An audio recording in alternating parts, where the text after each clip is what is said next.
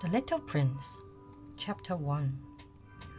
Once when I was 6 years old, I saw a magnificent picture in a book called True Stories from Nature about the primeval forest. It was a picture of a boa constrictor in the act of swallowing an animal. Here is a copy of the drawing. In the book it said, boa constrictors swallow their prey whole, without chewing it. After that, they're not able to move, and they sleep through the 6 months that they need for digestion. I pondered deeply, then, over the adventures of the jungle. And after some work with a colored pencil, I succeeded in making my first drawing. My drawing number 1. It looked like this. I showed my masterpiece to the grown-ups and asked them whether the drawing frightened them. But they answered, "Frightened?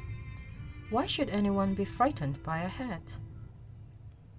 My drawing was not a picture of a hat. It was a picture of a boa constrictor digesting an elephant. But since the grown-ups were not able to understand it, I made another drawing.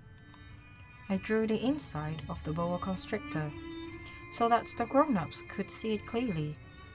They always need to have things explained. My drawing number 2 looked like this. The grown-ups' response, this time, was to advise me to lay aside my drawings of boa constrictors, whether from the inside or the outside, and devote myself instead to geography, history, arithmetics, and grammar. That is why, at the age of 6, I gave up what might have been a magnificent career as a painter. I had been disheartened by the failure of my drawing number 1 and my drawing number 2. Grown-ups never understand anything by themselves, and it is tiresome for children to be always and forever explaining things to them. So then I chose another profession and learned to pilot airplanes. I have thrown a little over all parts of the world, and it is true that geography has been very useful to me. At a glance, I can distinguish China from Arizona. If one gets lost in the night, such knowledge is valuable. In the course of this life, I have had a great many encounters with a great many people who have been concerned with matters of consequence. I have lived a great deal among grown-ups.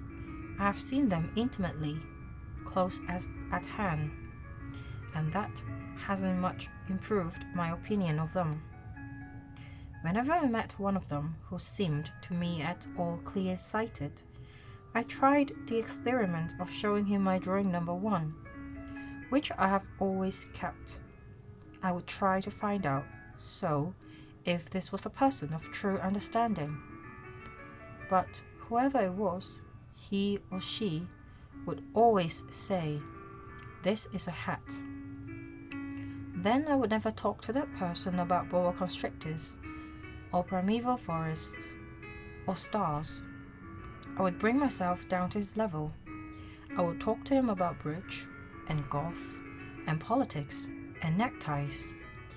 And the grown-up would be greatly pleased to have met such a sensible man.